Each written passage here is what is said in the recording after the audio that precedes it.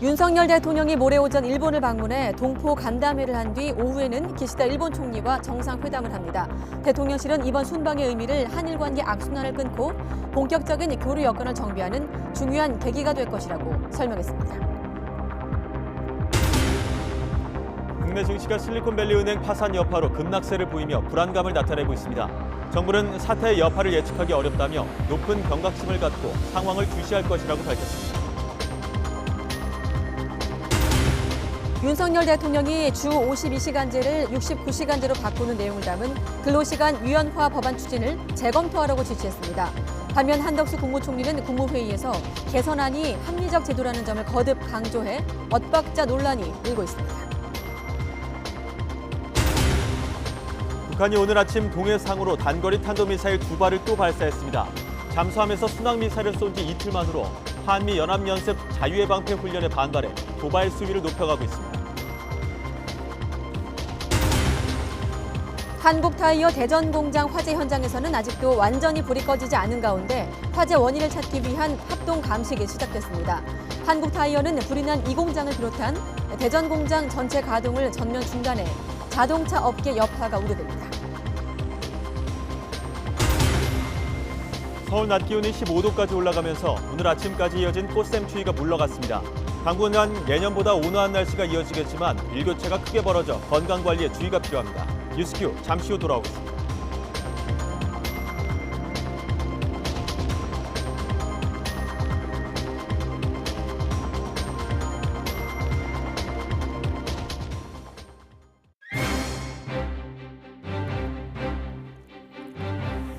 여러분 안녕하십니까? 가장 빠른 종합뉴스 뉴스큐 시작합니다. 무더기 이탈표 논란 이후 숨고르게 들어갔던 민주당 내 비이재명계 의원들이 활동을 재개했습니다. 책임론을 둘러싼 당 내용 속에서 이재명 대표는 당원들과 온라인 소통에 나서기도 합니다. 민주당의 길 토론회 직전에 송갑석 의원 연결해서 비이재명계 목소리 들어보겠습니다. 지난주 양회를 통해 3연임을 확정지은 시진핑 중국 국가주석이 다음 주에 러시아 푸틴 대통령을 만나 우크라이나전 중재 역할을 할 것으로 보이는데요. 오늘은 국제사회에서 존재감을 키우고 있는 시 주석의 영향력을 분석해 보겠습니다. 네, 뉴스큐 오늘은 대통령실로 먼저 가보겠습니다. 윤석열 대통령은 이틀 뒤에 기시다 후미오 일본 총리와 정상회담을 하고 두 차례에 걸쳐 만찬을 할 예정입니다. 양 정상은 회담에서 군사정보보호협정, 지소미아 정상화와 셔틀 외교 보고원 등을 논의할 것으로 보입니다. 취재기자 연결합니다. 박사경 기자. 네, 용산 대통령실입니다. 네, 윤 대통령과 기시다 총리 하루 저녁에만 두 번 만날 예정인데 이례적인 거죠? 네, 윤석열 대통령은 모레부터 1박 2일 일본을 실무 방문하는데요. 실무 방문은 의전보다 내용을 중시하는 방식으로 의전 행사가 공식 방문보다 적습니다. 대통령실은 이번 방일이 한일 관계 개선의 이정표가 될 거로 기대했는데요. 김성환 국가안보실장의 브리핑 들어보겠습니다. 이번 방문은 12년간 중단되었던 양자 정상 방문이 재개되는 것으로서 윤석열 정부 취임 이후 역점을 두고 추진한 한일 관계 개선의 중요한 이정표가 될 것입니다. 그간 경색되었던 한일 관계가 정상화의 단계로 본격 진입했음을 알리는 의미가 있습니다.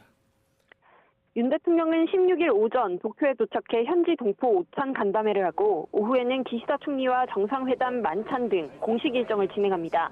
일본 요미우리 신문은 두 정상이 두 차례에 걸쳐 만찬을 진행할 예정이라고 보도했는데 이례적이라고 평가했습니다. 요미우리 신문은 윤 대통령과 기시다 총리가 번화가 식당에서 식사한 뒤 경양식집으로 옮겨 대화를 이어가는 쪽으로 일정을 조율하고 있다고 설명했습니다. 이번 정상회담에서는 일제강점기 강제징용 피해자 배상 문제를 포함해 일본의 한국 수출 규제, 지소미아 등 다양한 현안을 논의할 전망인데요. 대통령실 고위 관계자는 지소미아의 경우 한일 관계가 개선되면 형식 측면에서 해결될 거라고 설명했습니다. 또 양국 정상이 상대국을 정례적으로 방문하는 셔틀 외교도 정상은 물론 고위급 장차관 수준에서 다양하게 진행될 거로 생각한다고 말했습니다. 수출 규제의 경우 화이트리스트 복귀와 WTO 제소가 맞물린 문제라며 한 부분에서 진전이 있다면 시차는 있겠지만 세 가지 문제가 동시에 해결될 거로 기대한다고 전했습니다. 네, 그리고 양국 재계가 조성할 거로 보이는 미래청년기금, 여기에 일본의 피고 기업들이 참여할지에도 관심이 쏠리고 있죠. 네, 양국 재계를 대표하는 정경련과 게이 단내는 방일 기간에 맞춰 한일 청년들을 지원하는 미래 청년 기금을 조성할 거로 보입니다. 배상금이 아닌 다른 차원의 자발적 기금인데 양측은 이미 지난주 도쿄에서 기금 조성과 관련해 논의를 매듭짓고 발표 형식 등을 최종 조율하고 있습니다. 다만 강제징용 배상 책임이 있는 일본의 피고 기업 미쓰비시 중공업과 일본 제철 등이 이 기금에 돈을 낼지에 시선이 쏠리고 있습니다. 윤 대통령 일본 방문에는 삼성 이재용, SK 최태원, 현대차그룹 정의선 회장 등 재계 총수들도 함께 갑니다. 공식 경제사절단은 아니지만 양국 기업 간 현안들을 논의할 거로 보입니다. 윤 대통령은 양국 경제인이 동석한 가운데 한일 비즈니스 라운드 테이블을 갖고 경제교류 활성화에 주력할 예정입니다. 이 밖에도 한일 교류를 지원하는 일본 친선단체 인사 접견과 일본 게이오 대학에서의 강연 등도 예정돼 있습니다. 지금까지 용산 대통령실에서 YTN 박서경입니다.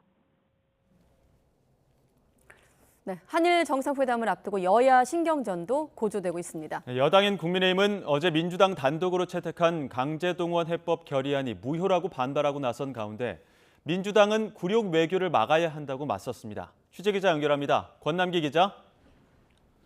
네, 국회입니다. 네, 16일 한일 정상회담 앞두고 정치권 대립은 갈수록 격화하고 있습니다. 오늘도 여야가 날선 주장을 주고받았는데 좀 더 전해주시죠. 네, 먼저 국민의힘은 야당이 어제 단독으로 채택한 일제강제징용 해법 철회 촉구 결의안을 두고 거세게 반발했습니다. 민주당이 일방적으로 상임위를 열고 불법적으로 운영한 데 이어 전혀 받아들일 수 없는 결의안까지 채택했다며 회의는 무효라고 주장했는데요. 관련 발언 잠시 들어보시죠. 일방적으로 한 회의는 무효라는 점을 분명히 밝혀둡니다. 국민 모두를 만족시킬 수 있는 방안이 아니라는 점은 알고 있지만은 이제는 동북아시아의 미래와 한일 관계의 미래를 위해서 이 현상을 과감히 타파해야 하고 반면 더불어민주당은 윤석열 정부의 대일 무능 외교로 국격이 끝없이 추락하고 있다며 지금이라도 피해자 동의 없는 강제징용 해법을 철회하라고 촉구했습니다. 또 일본 정부가 35년 만에 자국의 섬을 다시 집계할 때 독도를 포함해서 발표했다며 일본과의 관계 개선을 위해서라면 이제 독도까지 일본에 내어줄 작정이냐고 비판했습니다. 일본 외무상은 아예 강제동원은 없었다고 공식 부인했습니다. 미래지향적 한일 관계에 운운하던 윤석열 대통령의 뒤통수를 친 것입니다. 피해자인 대한민국은 국가적 손해와 굴욕감까지 따르는 상황입니다.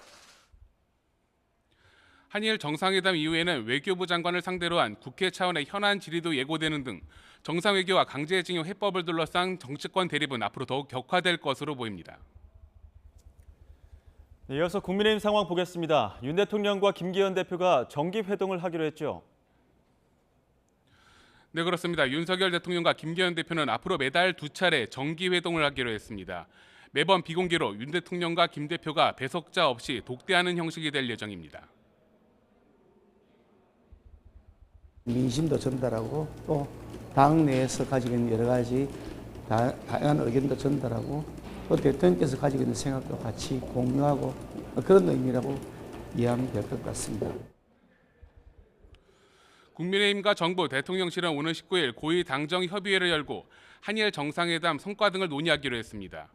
김기현 대표는 이런 가운데 YTN과의 통화에서 내년 총선 승리를 위한 좋은 인재를 영입하기 위해서 대표가 직접 인재 영입을 총괄할 방침이라고 밝혔는데요. 사실상 당 인재영입위원장을 겸직하게 될 것으로 보입니다. 김 대표는 내일은 취임 인사차 민주당 이재명 대표를 예방할 예정인데 과거 야당 원내대표와 여당 대선 주자로 맞섰던 만큼 어떤 대화가 오갈지 주목됩니다. 네, 그리고 이번엔 더불어민주당 분위기 듣겠습니다. 오늘은 비명계 의원 모임인 민주당의 길 토론회가 주목되고 있죠? 네, 민주당 내 비명계 의원들의 모임인 민주당의 길은 오늘 오후 토론회를 엽니다. 토론회 주제는 윤석열 정부 1년 평까지만 이재명 대표의 거취 등 관련 논의 역시 이뤄질 것으로 보이면서 어떤 결론이 나올지 관심이 집중되고 있습니다. 비명계 조응천 의원은 오늘 아침 라디오에서 민주당이 방탄 정당으로 비치는 것을 막아야 한다고 말하기도 했는데요. 잠시 들어보시죠. 로펌 역할을 하는 것, 대변인 역할을 하는 것, 이거는 절대로 안 된다. 너무 방탄에 몰입하고 있는 걸로 비춰지니 임명직 지도부는 교체를 좀 해줘야 된다. 이런 가운데 이재명 대표는 현장 행보를 이어가고 있는데 오늘은 노동시장 관련 간담회에 참석해 노동시간을 69시간으로 늘린다는 정부 방안을 절대 허용하지 않겠다고 강조했습니다. 주 52시간 정말로 어렵게 사회적 합의를 통해서 만들어냈는데 그걸 다시 주 69시간으로 늘리겠다는 정부의 정말로 퇴행적인 반역사적인 방침들이 발표되고 있습니다. 이 대표는 조금 뒤면 당원들과 실시간으로 유튜브 생중계 대화를 나눌 예정인데 강성 지지층의 이른바 좌표 찍기나 문자 폭탄과 관련해 어떤 메시지를 낼지 주목됩니다. 지금까지 국회에서 전해드렸습니다. 네, 정순신 변호사 낙마로 공석이 된 경찰 국가수사본부장 자리에 누가 임명될지 관심이 쏠리고 있습니다. 이번에는 검찰 출신을 비롯한 외부 인사 대신 경찰 내부 발탁으로 가닥을 잡은 것으로 알려졌습니다. 우철희 기자의 보도입니다. 정순신 변호사가 임명 하루 만에 낙마한 뒤 대통령실과 경찰청은 보름 넘게 후임 국가수사본부장 물색에 주력하고 있습니다. 가장 큰 관심은 다시 외부 인사 임명을 강행할 것인지 여부입니다. 정 변호사 임명 당시 검사 이력 때문에 검찰의 경찰 장악이라는 경찰 내부 반발이 너무나 거셌기 때문입니다. 그런데 YTN 취재 결과 대통령실과 경찰청은 후임 국수본부장을 경찰 내부에서 선발하는 쪽으로 가닥을 잡고 관련 절차를 진행하고 있는 것으로 알려졌습니다. 경찰청장 바로 아래로서 국가수사본부장과 같은 계급인 현직 치안정감 가운데 우종수 경기 남부청장과 이영상 인천청장 등이 물망에 올라 있는 것으로 전해졌습니다. 앞서 경찰청은 정 변호사 낙마 직후 법적으로 봤을 때 외부 인사를 포함한 재공모와 경찰 내부 선발 모두 가능하다고 밝혔습니다. 추천권자인 윤희근 경찰청장은 내부와 외부 인사 중 누구를 택할지에 대해선 조만간 말할 기회가 있을 것이라면서 즉답을 피해왔습니다. 아직 결정됐다고 말씀드리기는 이르고요. 후속 절차를 최대한 신속하게 진행을 해서 공백 우려가 없도록. 조지호 경찰청 차장은 국회에 나와 외부 인사 임명을 기본으로 한 입법 취지에 따르는 게 바람직하다면서도 경찰 내부의 부정적인 기류를 숨기진 않았습니다. 규정하고 있는 그 취지는 취지대로 운영하는 것이 바람직하다고 봅니다. 다만 검찰 출신이 국가수사본부장으로 오는 것에 대해서 죄송합니다. 조직원들이 부정적인 그 견해가 있는 건 사실입니다. 대통령실과 경찰청이 애초 고려했던 외부 인사 선임의 이유는 경찰 권력의 비대화를 막고 수사 역량을 강화하기 위해서입니다. 하지만 내부의 거센 반발과 부정적인 여론, 검증 리스크 등을 고려해 내부 발탁 쪽으로 입장을 선회한 것으로 파악됐습니다. YTN 우철입니다. 대장동 일당에게서 불법 정치 자금을 받은 혐의 등으로 기소된 김용 전 민주연구원 부원장 측이 유동규 전 본부장의 진술 번복에 검찰의 회유가 있었을 것이란 취지의 주장을 펼친 데 대해 검찰이 적극 반박했습니다. 검찰은 오늘 관련 재판에서 김 전 부원장 측이 유 전 본부장의 조사 외 검사와의 면담 시간을 정리해 관련 자료를 언론에 넘겨 가짜뉴스가 양산됐다며 유감을 나타냈습니다.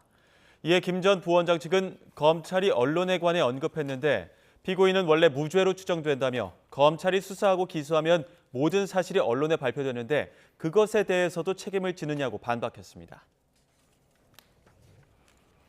네, 그럼 계속해서 민주당 내부를 좀 더 들여다보겠습니다. 무더기 이탈표 논란 이후 당 내홍이 재점화되고 있는 가운데요.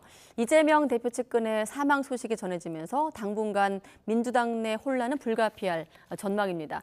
오전 뉴스에서 마침 김남국 의원을 인터뷰했고 뉴스큐 시간엔 송갑석 의원 연결해서 이야기 이어가겠습니다. 네, 송 의원님 안녕하십니까? 네, 안녕하십니까. 송갑석입니다. 네, 자 송갑석 의원께서는 민주당의 길, 또 더 좋은 미래 두 모임에 다 속해 있는 걸로 알고 있는데 저희가 계속 예고해드린 대로 잠시 뒤면 이제 민주당의 길 토론회가 시작이 됩니다. 어떻습니까? 지금 본격적인 질문하기 전에 이 모임이 비이재명계로 분류되는데 맞습니까? 뭐 편의상 언론에서 그렇게 분류가 되고 있는데요. 네. 뭐 이것이 어떤 개인에 대한 우리 당 대표에 대한 찬반 또 비토 이런 의미라기보다는 예. 지금처럼 민주당이 운영되어 가서는 다가오는 총선 승리랄지 이런 것에서 굉장한 어려움을 겪을 것 같다라고 생각을 하면서 네. 뭔가 민주당이 조금 더 변화하고 혁신하는 그런 계기를 좀 만들어가는 민주당이었으면 좋겠다. 이런 이야기를 주로 하고 있는 곳이 민주당의 길이다라고 생각을 합니다. 네, 왜 토론회가 재개된 게 주목이 되냐면 그동안 이제 2번 쉬었고 3주 만에 토론회가 다시 열리기 때문에 이를테면 뭐 편의상이라는 표현 쓰셨습니다만 비이재명계 의원들이 다시 본격적으로 활동에 나서는 것 아닌가 하는 이제 언론계의 시선이 있거든요. 어떻습니까? 좀 우연히 몇 번 겹치면서 이렇게 됐는데요. 네. 저희가 그 전에 반성과 혁신이라고 하는 이름으로 매주 토론회를 진행을 했고요. 네. 그리고 나서 그것의 성과를 바탕으로 해서 민주당의 길이라고 하는 걸로 어찌되면 시즌 3를 시작을 한 겁니다. 그런데 시즌 3를 시작하고 나서 매주 한 번씩 하고 있는 것이 너무 좀 부담스러워서 준비도 그렇고요. 네. 참여하는 것도 그렇고. 그래서 우리가 2주에 한 번씩 하자. 네. 이렇게 바꿨고 또 그 바꾸는 과정에 또 표결이 들어가 있었고 예. 이러면서 한 3주 정도 본의 아닌 공백이 있었던 것 같습니다. 우연히 겹쳤다고 말씀하셨는데 그러니까 앞으로는 네. 2주 격주로 열리는 건가요? 이 모임이? 네, 화요일마다? 맞습니다. 격주로 열리는 거고 네. 뭐 오늘도 마찬가지로 이제 새롭게 3주 정도 쉬었으니까 우리가 하던 것들을 계속 네. 하자라고 해서 오늘은 지금 뭐 그 대통령 선거 1년이 지나지 않았습니까? 예. 그래서 1년 동안의 윤석열 정부의 평가 그리고 거기에는 당연히 뭐 저희 민주당에 대한 평가도 함께 들어 있을 거고요. 그래서 외부 초빙 인사 2분으로부터 발제를 듣고 예. 또 내부 회원들이 자연스럽게 토론을 하고 그렇게 진행되는 네. 토론회입니다. 3주 만에 열린 토론회는 대선 이후에 1년을 평가하는 그런 주제로 열릴 것이다. 자, 아까 우연히 반복됐다고 하셨는데 그런 와중엔 또 악재도 그 우연 중에 하나가 아닐까 생각이 듭니다. 표결 논란 이후 당 내홍이 있었고 이재명 대표 측근의 사망이 이어지면서 제3자 시선에선 굉장히 당이 어수선해 보이거든요. 의원님이 느끼시는 전반적인 분위기는 어떻습니까? 민주당의 분위기? 뭐 외부적으로 볼 땐 다소 혼란스럽고 예. 어수선하게 보일 수밖에 없다라고 생각을 합니다. 그렇지만 저희가 아까 우리가 1년 됐다라고 했는데요. 대통령 선거가 끝나고 나서 대통령 선거가 끝나고 나서 또 바로 이어서 지방선거가 진행이 됐고요. 네. 그럼 적어도 지방선거가 끝나고 나서는 대선 지방선거에 대한 평가가 제대로 좀 진행이 됐어야 된다라고 생각을 합니다. 네. 그런데 그런 평가를 제대로 치를 새도 없이 전당대회가 바로 들어갔고 또 이재명 지도부가 들어서고 이재명 지도부가 들어서고 나서 지금 7개월이 지났습니다. 네. 당은 나름대로 단일 대오를 이루어가면서 이재명 저희 당대표에 대한 사법적인 문제에 대한 대응, 그다음에 현 정부 실정에 대한 대응, 그다음에 민생에 대한 또 대응 이런 것들을 쭉 진행을 해왔었는데 네. 지난 7개월의 성과가 우리가 봤을 때 현재 중간에 받아보는 성적표는 그렇게 만족스럽지 못하다라고 하는 게 누구나 인정하고 있는 것이다라고 생각합니다. 네. 그렇기 때문에 이제는 다시 한번 예전에 하지 못했던 평가를 중심으로 해서 지난 7개월에 대한 평가를 좀 하고 있는 자연스럽게 그런 과정이다라고 생각합니다. 그렇기 때문에 뭐 다소간의 어수선함이나 네. 또 뭐 혼란함이나 이런 걸로 보일 수 있지만 내부적으로는 겪어야만 하는 그러한 어떤 토론이나 문제 제기 이런 과정을 겪고 있다라고 생각합니다. 네. 문제 제기가 격정적으로 이루어질지 작심 비판이 나올지도 좀 관심인데 어떻습니까? 현 정부 실정에 대한 비판이 많을까요? 아니면 당 내부에 대한 좀 비판이 많을까요? 어떻게 예상하십니까?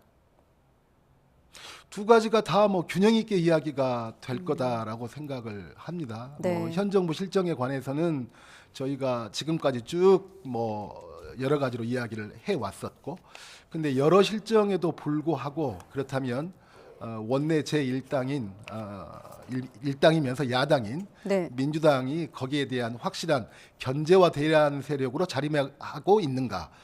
뭐 냉정히 볼 때 그렇지 못하다라고 하는 것이 저희의 평가입니다. 그렇다면 그 원인은 무엇인가라고 하는 것도 자연스럽게 말이 나올 수밖에 없다라고 생각합니다. 네. 당 내홍이 재점화되고 있는 시점, 또 표면화되고 있는 시점에서 한쪽에선 잠시 뒤에 이렇게 민주당의 길이란 토론회가 열리는데 마침 또 아까 송 의원이 표현대로 우연인지 모르겠습니다만 이재명 대표가 지금 아마 시간대로라면 하고 있을 텐데 유튜브로 SNS로 당원들과 소통에 나서지 않습니까? 키워드도 있더라고요. 이탈표, 좌표, 색출 같은 이슈도 있던데 이 자체는 어떻게 평가하십니까? 지난번 저희 체포동의에 대한 표결 하고 나서 네. 대표를 포함한 당 지도부께서 더욱더 활발한 당내 소통을 하겠다라고 말씀을 하셨고 네. 저희 원내 관련해서는 원내대표와 당대표께서 그러한 소통을 진행하고 계시고 또 그 일환으로 당대표가 당원들과의 대화를 오늘 갖는다라고 생각합니다. 그런데 아까 키워드 쭉 말씀을 하셨듯이 네. 표결에 따른 후폭풍으로 뭐 수박이라고 지목되면서 네. 배신자 프레임도 씌워지고 과연 누구냐라고 하는 색출 작업, 좌표 찍기에 의한 색출 작업도 들어가고 급기야는 이것이 당내로 그치는 것이 아니라 지금 바깥 시민사회와 야당과의 연합 집회에서도 뭐 모두가 알고 있는 사실이지만 정의당 이정미 대표를 향한 네. 야유와 비난까지도 이제까지로 확대되는 이런 상황이기 때문에 대표께서는 거기에 대한 당원들에 대한 문제 제기가 좀 필요하다라고 생각하고 있는 것 같습니다. 그래서 오늘 지금 현재 동시간에 벌어지고 있는 당원과의 대화에서는 네. 그런 문제에 대한 대표의 좀 보다 단호하고 솔직한 어떤 우려 네. 이런 것들이 좀 전달돼야 된다라고 생각을 합니다. 대표의 어떤 단호한 의지가 표현돼야 된다. 아까 말씀하신 네. 뭐 키워드만 놓고 봤을 때는 좌표, 색출 이 부분에 대해서 대표가 좀 입장을 집중해야 된다. 이렇게 이해하면 되겠습니까? 네, 맞습니다. 네. 혹시 송 의원님도 관련해서 이런 색출, 이탈표 색출에 대해서 좀 혼란을 겪으셨나요? 다른 비이재명계 의원들은 익명으로 인터뷰를 할 만큼 좀 부담을 느끼는 측면도 있던데 의원님은 어떻습니까? 뭐 저도 지금도 마찬가지고요. 예. 뭐 여러 가지 문자도 많이 받고 있고 여러 가지를 받고 있습니다. 네. 그런데 뭐 저한테 오는 뭐 그런 문자야 제가 감당해야 될 문제이지만 네. 조금 전에도 말씀을 드렸지만 전체적인 대일 굴욕 외교 문제를 가지고 시민사회와 네. 범야권이 함께 모였었는데 그 현장에서까지 작은 정치적 견해의 차이로 네. 그 문제와 직접적인 상관도 없는 그런 것까지 확대되는 것은 정말로 이것은 큰 문제다라고 생각을 합니다. 그래서 그런 점에 대해서는 정확하게 저희 당내에서도 단호한 문제 제기가 저는 있어야 된다라고 생각합니다. 네, 그 당원과의 주제이기도 합니다만 지금 이재명 대표가 본인의 2016년 SNS 글을 소개한 기사를 단체 대화방에 공유한 것으로 알려지고 있습니다. 이재명 대표 입장에서도 좀 심적 고통이 느껴지는 대목인데 어떻게 보십니까? 그건 조금 잘못 알려지고 있는 것 같은데요. 네. 저희 그 의원님들 중에서 다른 분이 네. SNS 상에서 떠돌고 있는 내용을 올려서 네. 이것이 2016년도에 당시 네.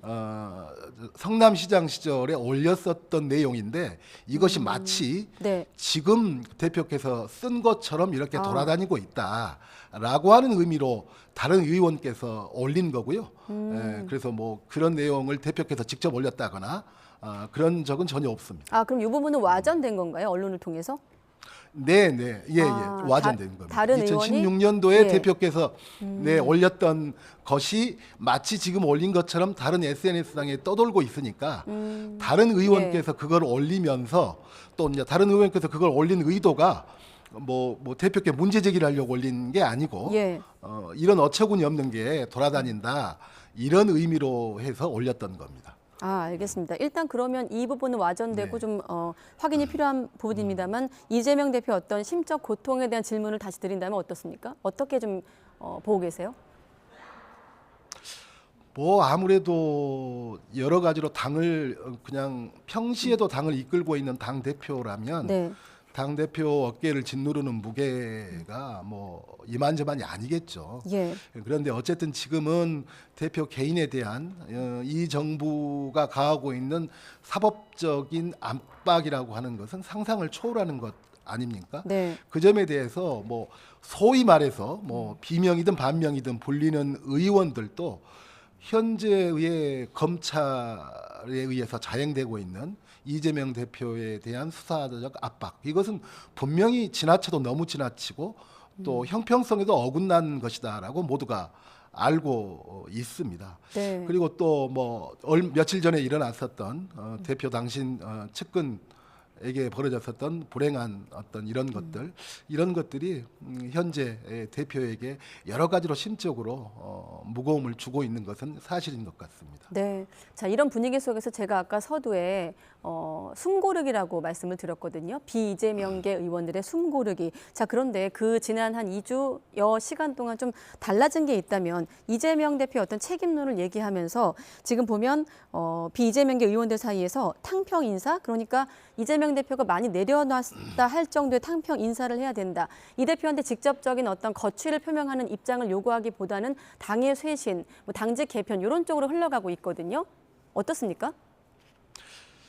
저 시계를 조금 뒤로 한 7개월쯤 뒤로 한번 돌려보면은 네. 지금 이재명 대표 체제가 출범한 지가 한 7개월쯤 됐습니다. 네. 대표 당선되고 나서 물론 대표 나설 때부터 뭐 소위 말하는 사법 리스크에 대한 우려 이런 것들이 있으면서 일각에서는 대표 출마는 너무 시기상조가 아니냐 이런 네. 문제 제기가 있었죠. 예. 그런데 어쨌든 대표에 압도적으로 당선이 되셔서 시작을 했는데 처음에 당직 인선에 있어서 지나치게 좀 좁게 소위 말하는 친명 인사 중심으로 된 것이 아니냐라고 하는 여러 문제 제기가 있었습니다. 네. 그리고 또 얼마 지나지 않아 대표의 사법적인 문제가 좀 본격화되면서 이것이 당이 전면적으로 나서서 대표의 사법 리스크를 함께 떠안는 방식은 결코 대표에게도 당에게도 바람직스럽지 않다라고 하는 또 여러 문제 제기가 있었습니다. 네. 그리고 또 우리 체포동의안이 넘어와서 표결이 있기 전에 그와 관련된 대표의 보다 과감한 좀 어떤 결단과 선택이 필요하지 않을까라고 네. 하는 또 이야기도 있었습니다. 예. 그런데 어쨌든 저희가 표결을 거치고 났었죠. 네. 표결을 거치고 나서는 일반적으로 우리가 예상했었던 압도적인 부결, 그러니까 강력한 단일 대우의 네. 모습은 허물어지는 모습으로 표결 결과가 나오지 않았습니까? 네. 그렇기 때문에 이제 그동안 쭉 문제 제기됐었던 것을 다시 한번 돌아볼 필요가 있지 않는가. 네. 앞으로는 대표의 사법적 대응도 당과는 일정하게 분리시키는 것이 더욱더 필요한 시점이 아닌가. 그리고 또한 당직 인사에 있어서도 너무 폭 좁게 편협되게 했었던 인사도 이제는 굉장히 좀 넓혀야 하는 시점이 아닌가라고 하는 문제 제기는 어찌 보면 네. 당연한 문제 제기가 아닌가라고 생각을 합니다. 네. 관련해서 뭐 내일 또 그 더 좋은 미래 네. 또 회원들과의 오후에 대표의 간담회도 있는데요. 예. 그 자리에서도 아마 이러한 새로운 당직 인선, 인적 쇄신 이런 것들과 관련해서도 소속 의원들의 많은 어떤 문제 제기가 네. 또 있을 것 같습니다. 아, 그러면 조금 직접적으로 질문 드리면 이재명 대표의 어떤 거취 압박에 대한 고민을 미룬 건가요? 당직 인선, 쇄신이 더 우선이라는 입장으로 정리가 돼가고 있는 겁니까? 당내 분위기가? 아니 명백히 전당대회를 통해서 네. 당원의 뜻으로 뽑힌 대표입니다. 그래서 그 대표의 거취에 대해서는 물론 대표의 네. 거취에 대해서도 정말 심각한 상황이 된다거나 네. 그리고 당의 미래를 위해서 불가피한 선택이 된다거나라고 한다면 네. 그런 시점에는 문제 제기도 나올 수 있고 또 그런 시점에는 대표 스스로도 어떤 결단을 할 수 있다라고 생각을 합니다. 네. 그러나 지금은 그동안 문제 제기됐었던 여러 가지 문제에 대해서 대표가 선제적으로 뭔가를 시도하고 또 변화하고 또 그것의 결과를 또 한번 또 지켜보고 네. 이런 과정이 저희한테는 또 여전히 필요하지 않는가라고 생각을 합니다. 질서 있는 퇴진을 언급한 언론 보도도 있었고 고민정 최고위원 같은 경우는 뭐 늦여름, 초가을 정도 이렇게 시점을 보기도 하는데 이런 시각에 대해서는 어떻게 평가하십니까? 저희가 지금 뭐 퇴진을 전제로 해서 질서 있는 퇴진이다 이렇게 이야기하는 것은 뭐 조금 다소 성급할 수 있는 문제다라고 보고요. 예. 단 저 한 가지 제가 좀 드리고 싶은 말씀은 인적 쇄신과 관련해서도 네. 만약에 인적 쇄신으로 이 상황을 조금 돌파를 하고 또 새롭게 7개월이 지난 이후에 새로운 어떤 당의 운영을 시도한다라고 생각을 했을 때 네. 저는 그 인적 개편의 폭은 대단히 넓어야 한다라고 생각을 합니다. 보통 우리가 예상하고 예측할 수 있는 수준과 범위를 굉장히 넓혀서 네. 정말로 그 선출직으로 뽑혔던 분들은 어쩔 수 없지만 그 이외의 당직에 대해서는 정말 거의 다 활짝 열어놓는다라고 네. 하는 과감한 인적 개편과 쇄신이 필요한 시점이 지금이 아닌가라고 생각합니다. 네. 인적 쇄신 말씀하셔서 놓친 질문이 있는데 아까 의원님 말씀을 제가 깊게 생각하다가 놓친 질문이 있는데 당직 개편, 탕평 인사 요구가 결국 공천 의식한 것 아니냐 이런 시각에 대한 질문까지 좀 드리고 마무리하겠습니다. 저희 당이 지금 공천을 생각할 만큼 한가한 수준은 아니다라고 생각합니다. 예. 누가 공천을 받건 저희 당이 수도권, 뭐 충청, 뭐 이쪽에서 승리를 장담할 수 있을까요? 지금은 저희 당 의원들은 내가 공천받고 안 받고는 두 번째 문제인 것 같습니다. 누가 공천을 받든지 간에 승리를 장담할 수 없는 상황이고요. 저 같은 경우는 지역구가 광주광역시입니다. 호남이죠. 네. 호남이라고 안심할 수 있을까요? 호남이 전국 정당이 되기 힘들고 총선에서 승리하기 힘들고 결국 정권을 되찾아오기 힘든 정당의 호남이 지지를 여전히 할 것이다 라고 하는 점도 저는 의문이다라고 생각을 합니다. 네, 알겠습니다. 더 좋은 미래를 향한 민주당의 길, 토론회 잠시 뒤면 한 8분 남았네요. 저희가 YTN 보도를 통해서 또 전해드리겠습니다. 민주당 송갑석 의원이었습니다. 고맙습니다, 의원님. 네, 고맙습니다.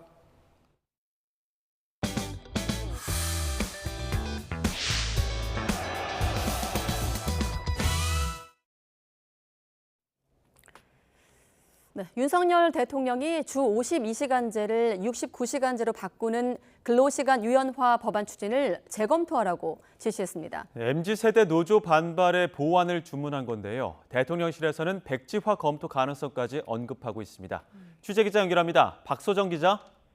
네, 용산 대통령실입니다. 네, 백지화 가능성까지 검토하고 있다. 대통령 지시 사항부터 전해주시죠. 네, 오늘 오전 10시 25분 윤석열 대통령의 지시사항이 급하게 언론 공지로 전해졌습니다. 지난 6일 고용노동부가 입법 예고한 근로시간 유연화 법안 추진의 재검토를 지시했다고 김은혜 홍보수석이 전한 겁니다. 윤 대통령은 다양한 의견, 특히 MZ세대 의견을 면밀히 듣고 법안 내용은 물론 대국민 소통에 있어 보완할 점을 찾으라 이렇게 주문했는데요. 이번에 예고된 노동법 개정안은 일주일에 최대 52시간까지 일할 수 있던 것을 69시간까지 늘리는 내용이 핵심인데 이 내용을 손보라는 취지로 해석됐습니다.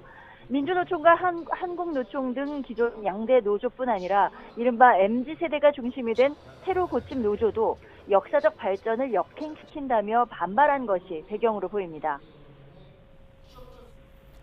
네, 대통령 지시사항이 나오기에 앞서서 한덕수 국무총리의 국무회의 발언도 있었는데 내용이 좀 달랐죠? 그렇습니다. 대통령 지시사항이 공개되기 직전인 오전 10시에는 한덕수 총리가 국무회의를 주재했는데요. 모두 발언에서 주 69시간제의 필요성을 역설했습니다. 주 52시간이라는 획일적 규제에서 근로 현장 여건과 건강권 보호 등을 조화시킬 수 있는 제도로 바꾸자는 것이라고 언급했는데 직접 들어보겠습니다. 그동안 주 52시간이라는 획일적 규제에서 성수기, 비수기 등을 감안한 유연하고 합리적인 제도를 노사 간의 합의에 의하여 전환토록 하자는 것입니다. 이어 이번 개편의 본질은 근로시간 선택권을 부여하는 것이라며 집중 근로시간에 집중적으로 일하고 이후에는 충분한 휴식을 보장해 건강권을 보장할 수 있다고 강조했습니다. 하지만 법안 재검토를 지시한 대통령 언급과 정책 설득에 주력한 총리 발언 사이에 간극이 있어 바로 엇박자 논란도 일었는데요. 대통령실은 정책 취지에 대한 설명이 부족했다며 국민에게 내용을 소상히 알리고 설명하는 과정을 밟자는 뜻이라며 특히 MZ세대 의견을 듣고 여론조사를 실시해 법안 내용을 보완하자는 취지라고 부연했습니다.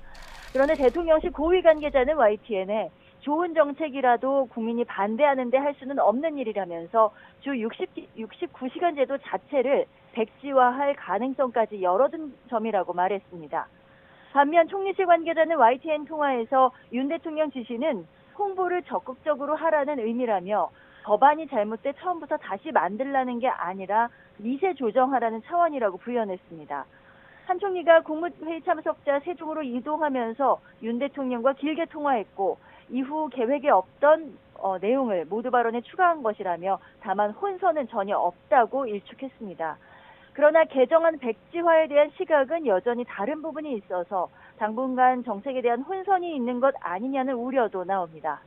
지금까지 용산 대통령실에서 YTN 박소정입니다. 흉부외과 등 필수 의료 과목 전공의의 근무 시간이 일주일에 100시간에 달하는 것으로 나타났습니다. 더불어민주당 신현영 의원실 자료를 보면 전체 전공의의 일주일 평균 근무 시간은 77.7시간으로 과목별로는 흉부외과가 102.1시간으로 가장 길었고 외과와 신경외과가 뒤를 이었습니다.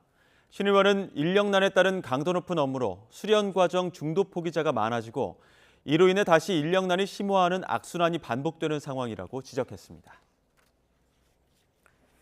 네, 대통령 비서실 고위공직자의 평균 재산이 48억 원이 넘는 것으로 나타났습니다. 경제정의실천시민연합이 관보를 통해 공개된 대통령실 비서관급 이상 37명의 재산을 분석한 결과 1인당 평균 재산 총액은 48억 3천만 원으로 국민 평균의 10.5배에 달했습니다. 가장 재산이 많은 대통령 비서실 고위공직자는 446억 원을 신고한 이원모 인사비서관이었고 김은혜 홍보수석은 265억 7천만 원으로 그 뒤를 이었습니다. 한미 연합연습이 진행 중인 가운데 북한이 오늘 단거리 탄도미사일 2발을 발사했습니다. 탄도미사일은 약 620km를 비행한 뒤 동해상으로 떨어졌습니다. 취재기자 연결합니다. 임성재 기자. 네, 국방부입니다. 한미 연합연습 기간 북한의 연이은 도발 자세히 전해주시죠. 네, 한미 연합연습 자유예방패가 이틀째 진행되고 있는 가운데 이 북한이 탄도미사일을 쏘아 올렸습니다. 합동참모본부는 북한이 오늘 아침 7시 41분부터 10분 동안 이 황해남도 장현 일대에서 동해상으로 이 단거리 탄도미사일 2발을 발사했다고 밝혔습니다. 합참은 북한의 탄도미사일이 약 620km를 비행한 뒤 동해상에 탄착했다며 이 구체적인 재원은 한미 정보당국이 분석 중이라고 덧붙였습니다.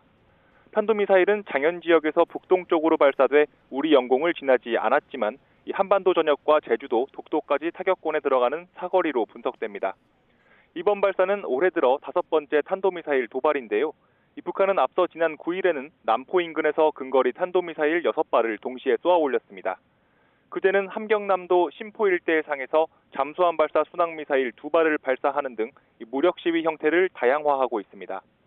북한은 한미 연합훈련을 도발의 명분으로 삼으며 이 한반도 긴장 고조 책임을 전가하려는 것으로 보입니다. 한미 연합연습에 앞서 김정은 북한 국무위원장은 당 중앙군사위원회 확대 회의를 열고 이 전쟁 억제력을 효과적으로 행사하고 활용하기 위한 중대한 실천적 조치들이 결정됐다며 무력 도발을 예고했습니다. 이번 연합연습은 오는 23일까지 역대 최장 기간인 11일 연속 중단 없이 진행될 예정이어서 이 추가 도발 가능성은 여전합니다. 군은 북한의 연이은 탄도미사일 발사는 중대 도발이자 UN 안보리 결의 위반이라며 확고한 연합방위 태세 아래 연합연습을 차질 없이 진행하겠다고 밝혔습니다. 지금까지 국방부에서 전해드렸습니다. 미국은 오늘 미사일에 앞서 지난 12일 북한이 전략 순항 미사일이라고 지칭하며 쏘아 올린 미사일에 대해 분석을 진행 중이라고 밝혔습니다. 미 백악관은 북한의 안보 저해 행위는 용납하지 않겠다고 강조했습니다. 김진호 기자의 보도입니다. 미국 정부는 북한의 잠수함 발사 순항미사일 도발과 관련해 구체적인 분석을 진행 중이라고 밝혔습니다. We're still studying it, making an assessment of what it means in terms of their capabilities. 제이크 설리번 백악관 국가안보보좌관은 북한은 잠수함 발사 미사일을 2016년 발사한 이후 이를 개량하고 있다며 이같이 말했습니다. 설리번 보좌관은 북한은 다양한 시도를 하고 있다면서 지난 24시간 동안 그들이 잠수함에서 미사일 2발을 발사했다고 발표한 것을 보았을 것이라고 상기시켰습니다. 그는 북한의 안보 저해 행위를 용납하지 않겠다고 강조했습니다. We're not going to let any steps North Korea take deter us or constrain us from the actions that we feel are necessary to safeguard stability on the Korean Peninsula. 네드 프라이스 국무부 대변인도 북한의 예고 없는 순항미사일 시험은 영내 평화와 안정을 위협하는 북한 행위의 또 다른 예로 용납할 수 없는 안전에 대한 위협이라며 이는 영내 긴장을 고조시킬 뿐이라고 지적했습니다. 일본 정부도 계속 경계하겠다는 입장을 밝혔습니다. 引き続き米国韓国等とも緊密に連携しつつ必要な情報の収集分析を行うとともに警戒監視に全力を挙げていく考えであります。 앞서 우리 합동참모본부는 어제 북한이 12일 오전 함경남도 심포 앞바다에서 순항미사일 2발을 잠수함에서 발사한 것으로 판단한다고 밝혔습니다. 북한은 이 미사일을 전략 순항미사일이라 칭하며 핵 탑재 가능성을 시사했습니다. YTN 김진호입니다. 네, 북한이 계속해서 위협 수위를 높이는 가운데 정부와 군은 약 7조 3천억 원을 들여 한국형 삼축체계 전력 대폭 강화에 나섭니다. 5세대 최첨단 스텔스 전투기 F-35A 20대가량을 추가로 들여오고 북한 미사일에 맞설 함대공 요격 미사일도 도입합니다. 한현희 기자의 보도입니다. 잠수함 발사 순항미사일이라는 새로운 무기체계로 한미 요격망 회피를 시도하는 북한. 다양한 방식의 공격 무기를 선보이는 북한에 맞서 우리 군도 한국형 삼축체계 전력을 대폭 강화합니다. 우선 유사시 북한의 핵과 미사일 시설을 은밀 타격하는 임무 수행 등 한국형 삼축체계 보강 차원에서 고성능 스텔스 전투기 F-35A를 추가로 도입합니다. 2028년까지 약 3조 7,500억 원을 들여 약 20대를 들여온다는 계획인데 사업이 종료되면 우리 군의 F-35A는 60대 수준으로 늘어날 전망입니다. 이와 함께 정조대왕급 이지스함에 탑재되는 장거리 함대공 유도탄 SM-6의 구매 계획도 확정됐습니다. 미국산 SM-6 유도탄을 대외 군사 판매 방식으로 확보하는데 올해부터 2031년까지 약 7,700억 원을 투입할 계획입니다. 그동안 첨단 레이더를 갖추고도 적의 탄도미사일을 요격할 수단이 없어 눈만 있고 주먹은 없다는 평가를 받았던 우리 이지스함이 주먹을 갖게 되는 겁니다. 최대 사정거리가 400km를 넘고 항공기는 물론 탄도, 순항미사일까지 모두 요격할 수 있는 SM-6가 전력화되면 북한의 미사일 위협에 대한 대응 능력이 더 강화될 전망입니다.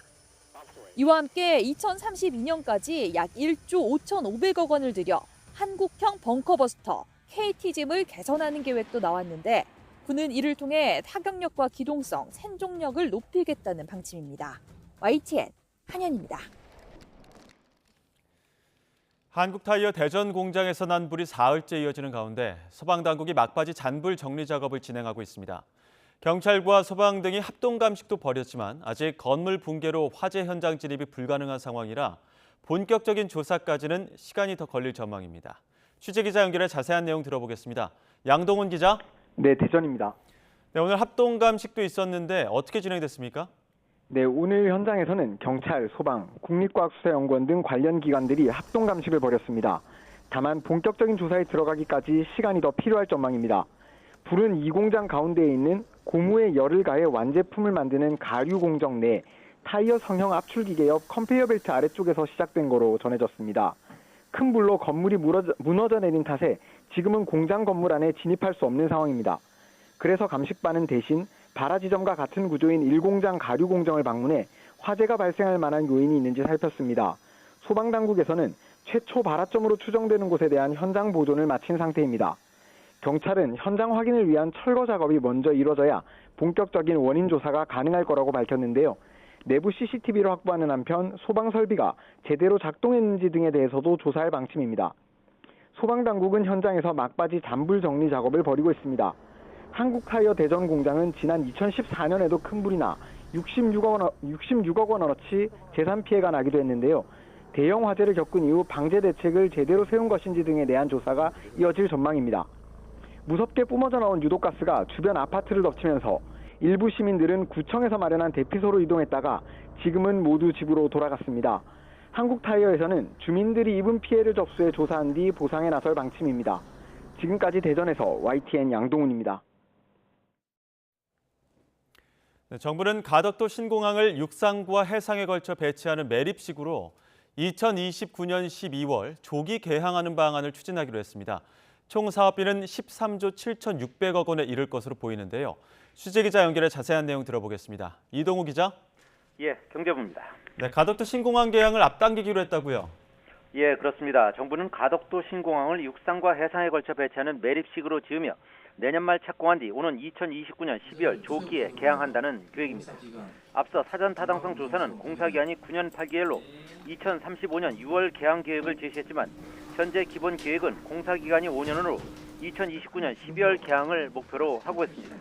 공사 기간은 4년 8개월 단축되고 개항 시점은 5년 6개월 앞당겨지는 것입니다.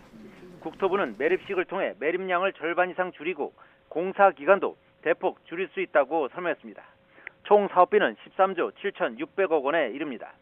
국토부는 3가지 공사 방안을 놓고 검토한 결과 해상에 구조물을 띄우는 부채식 공법은 준비 기간이 너무 많이 걸리고 매립식과 부채식을 혼합한 잔교식 공법은 공사비가 과도하게 들 것으로 보여 매립식을 선택했다고 설명했습니다.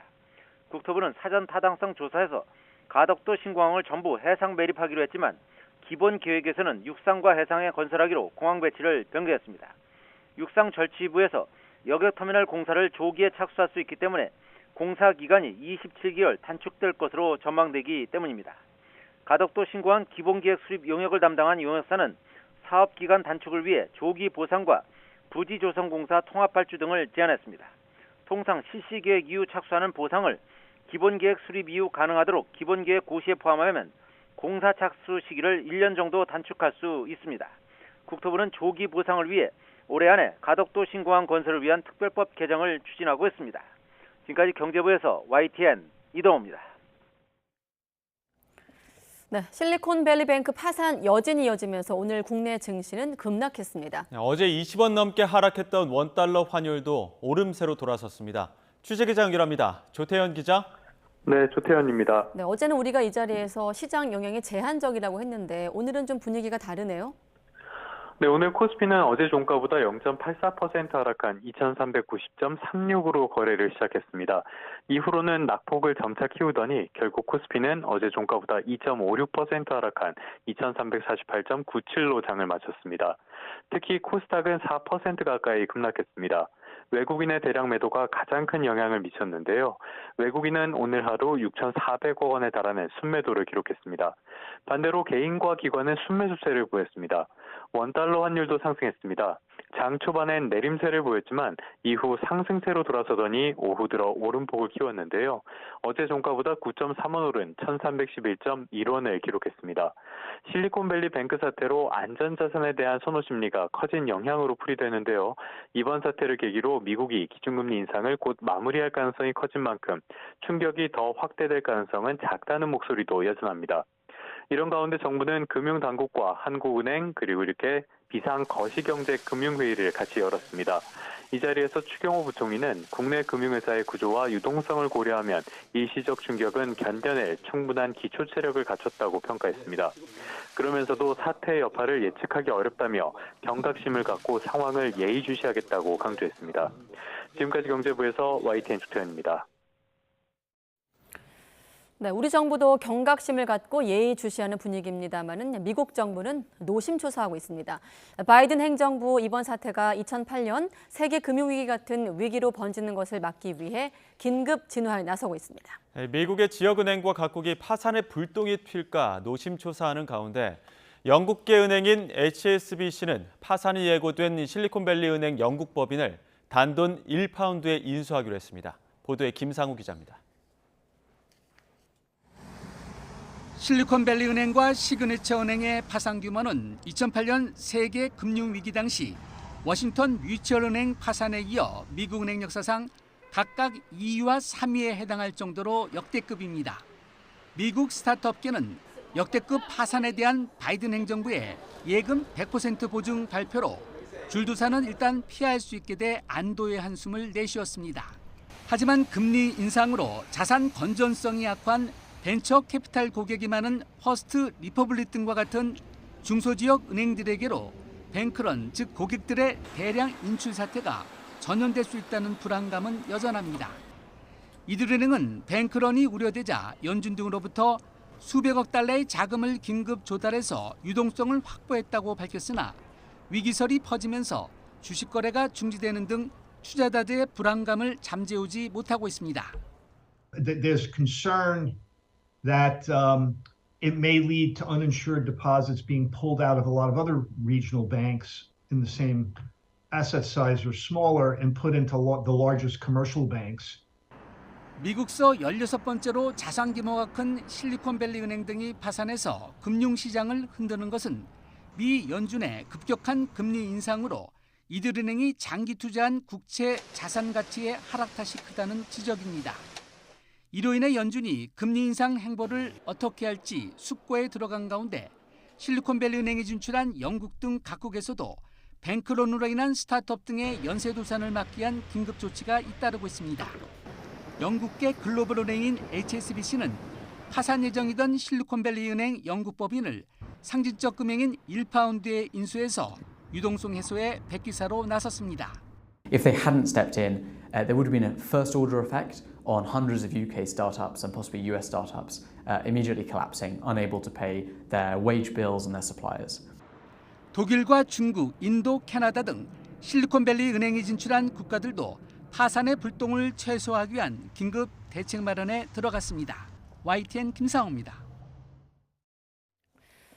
네, 제2의 증권거래소인 대체거래소 설립이 본격적으로 추진됩니다. 70년 가까이 이어져온 한국거래소 독점 체제가 깨지면서 수수료 인하 등 경쟁이 촉진될 수 있을지 주목됩니다. 강희경 기자입니다. 지난 1956년 대한증권거래소에서 시작한 한국거래소는 민간기업 전환 등을 거치며 67년간 독점 체제를 이어왔습니다. 그러나 앞으로는 제2의 증권거래소가 생길 전망입니다. 정부가 대체거래소, 즉 ATS 도입을 추진하고 있기 때문입니다. 거래소 간 경쟁을 통한 거래 비용 절감과 투자 편의성 제고를 위해 다자간 매매 체결 회사를 신규 인가하고 ATS는 한국거래소의 주식 매매 체결 기능을 대체할 수 있는 거래소입니다. 다만 상장심사와 시장 감시 등의 기능은 정규거래소인 한국거래소가 수행합니다. 대체거래소 설립 근거는 지난 2013년 자본시장법 개정으로 이미 마련됐습니다. 각종 규제와 이해관계로 논의가 지지부진했는데 최근 몇 년 사이 주식 투자자 수와 거래량이 급증하며 논의에 불이 붙었습니다.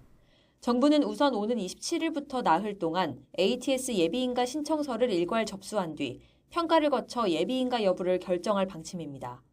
현재는 금융투자협회와 증권사들이 참여하는 넥스트레이드가 ATS 설립에 가장 적극적입니다. 대체거래소가 설립되면 거래소 간 경쟁을 통해 수수료 인하와 거래시간 연장 등이 이루어질 거란 기대가 나옵니다. 한국거래소의 독점적 지위가 공고해 경쟁 체제가 자리 잡기 어려울 거란 우려도 있습니다. 한국거래소는 특혜를 줘선 안 된다는 입장입니다. 좀 더 나은 서비스를 제공을 하고 싶어도 실질적으로 이제 공정의 이슈 때문에 제공을 못하는 많은 내용들이 있는데 그거를 ATS에는 적용을 하고 거래소는 못하게 하는 그런 경쟁 상황은 공정하지 않다고 보기 때문에 실제 영업은 예비인가를 거쳐 본인가까지 순차로 이루어지면 내년쯤 시작될 것으로 보입니다. 정부는 우선 ATS를 도입 운영한 뒤 정착 상황과 시장 동향을 종합적으로 고려해 거래 대상 상품을 확대하는 방안을 검토할 계획입니다. YTN 강희경입니다.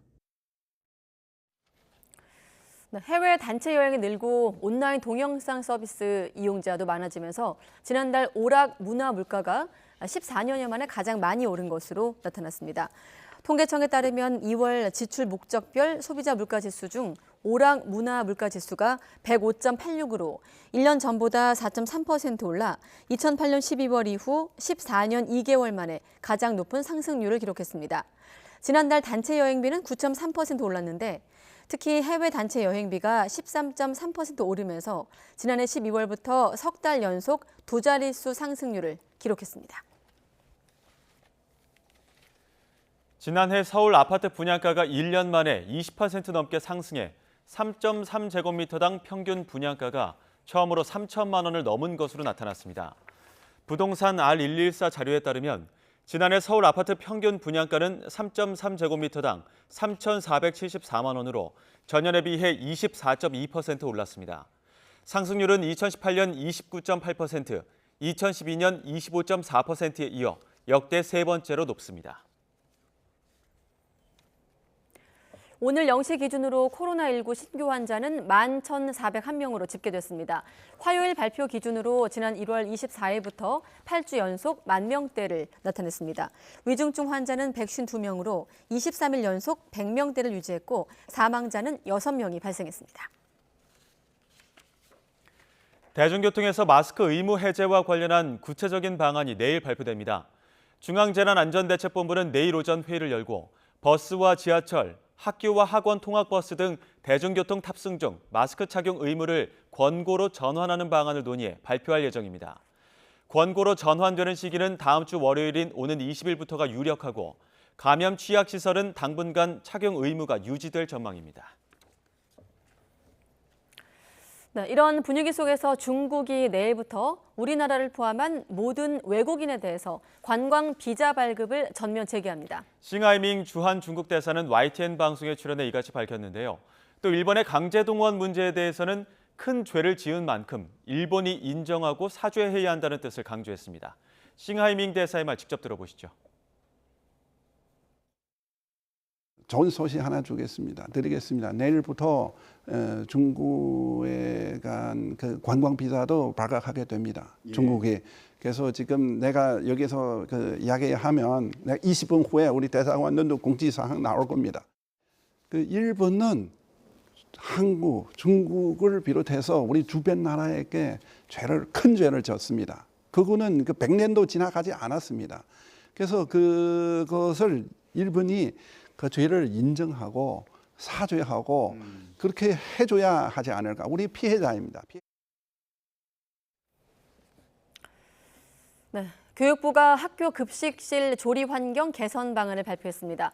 교육부는 조리할 때 발생하는 초미세 분진으로 발암 물질로 알려진 조리 흉을 유발하는 요리는 오븐 사용으로 전환하고 튀김률을 주 2회 이하로 최소화하는 등의 식단 개선도 추진할 계획입니다. 또 10년 이상으로 노후된 급식시설을 개선하기 위해서 연간 5천억 원 규모의 비용을 투입할 계획입니다. 예대 민주노총 전국교육공무직본부는 실질적인 대책이 담기지 않았고 데이터도 취사 선택해 신뢰도가 떨어진다고 비판했습니다. 교육공무직본부는 교육부가 한 차례 재검 결과만으로 폐암 의심자 사례를 축소했다고 주장했습니다. 학교 비정규직 노동조합도 급식실 노동 환경을 개선하려면 적정 수준의 인력을 충원해야 한다고 주장했습니다. 노동조합의 건설 현장 내 불법 행위를 수사하고 있는 경찰이 민주노총 전국건설노조 수도권 북부지역 본부 사무실 등 3곳을 4시간 동안 압수수색했습니다. 경찰은 수도권 북부지역 본부장 김모 씨와 산하 서울 경기 북부 건설지부 사무국장 문모 씨의 자택에서 이들의 휴대전화 등을 확보했습니다.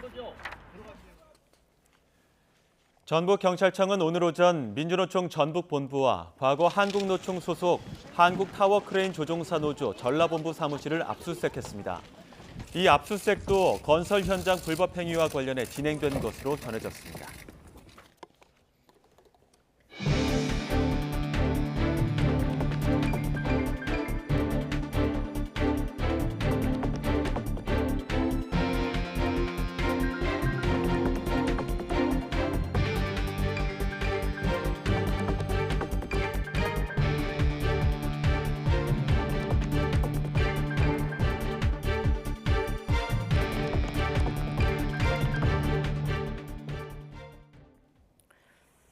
호주가 2030년대까지 미국으로부터 최대 5척의 핵 추진 잠수함을 구매합니다. 미국과 영국 그리고 호주로 이루어진 오커스 3국 동맹이 오늘 첫 대면 정상회담을 열고 중국 견제를 위한 호주의 핵 잠수함 구매 일정을 공개했습니다. 김원배 기자가 보도합니다. 조 바이든 미국 대통령과 리시 수넥 영국 총리, 앤서니 앨버니지 호주 총리가 미국 핵 추진 잠수함 미주리호를 배경으로 공동 기자회견을 열었습니다. 이들 세 나라는 중국의 도전에 대응하기 위해 지난 2021년 미국 주도로 화상 정상회담을 열어 오커스란 이름의 동맹을 결성하고 호주에 핵 추진 잠수함을 공급한다는 것을 알렸습니다. 그로부터 1년 반 만에 미국 캘리포니아주 샌디에이고에서 첫 대면 정상회담을 열고 호주의 핵 추진 잠수함을 조기 공급하는 세부 계획을 공식 발표했습니다. 바이든 대통령은 공동 기자회견에서 미국은 2030년대 초반 호주의 버지니아급 잠수함 3척을 판매하고 필요시 추가로 2척을 더 판매할 것이라고 밝혔습니다.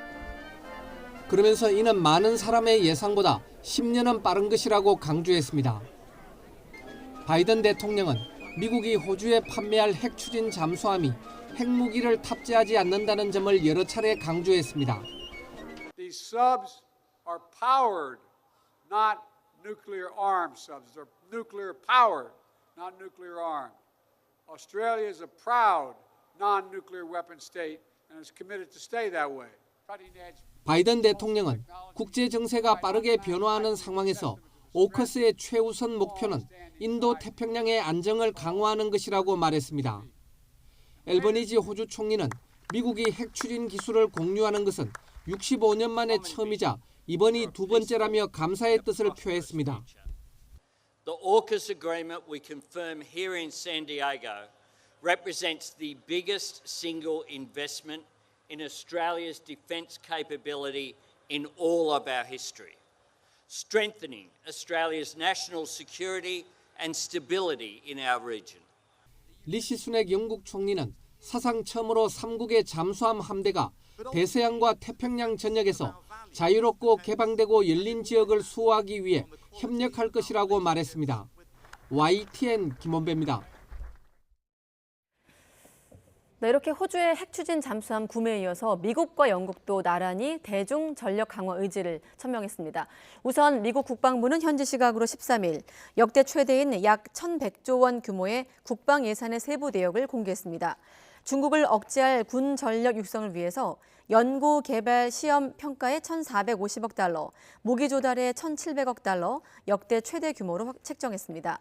전략 폭격기와 핵 잠수함 등 핵 전력을 강화하고 미사일 방어 체계를 더 견고히 하겠다는 것으로 로이드 오스틴 미국 국방부 장관은 중국군이 현대화에 나선 가운데 모든 부문에서 우위를 강화하겠다고 설명했습니다. 영국도 중국과 러시아의 위협에 맞서 국방비를 2년간 50억 파운드, 우리 돈으로 약 7조 9천억 원 늘리겠다고 발표했습니다. 이 가운데 30억 파운드는 핵 방위 산업 강화와 안보 동맹 이행에 쓸 예정입니다. 또 장기적으로 국방비 목표를 국내 총생산 GDP의 2.5%로 세웠습니다. 네, 러시아와 중국의 위협을 의식하고 있는 미국, 영국의 분위기였는데요.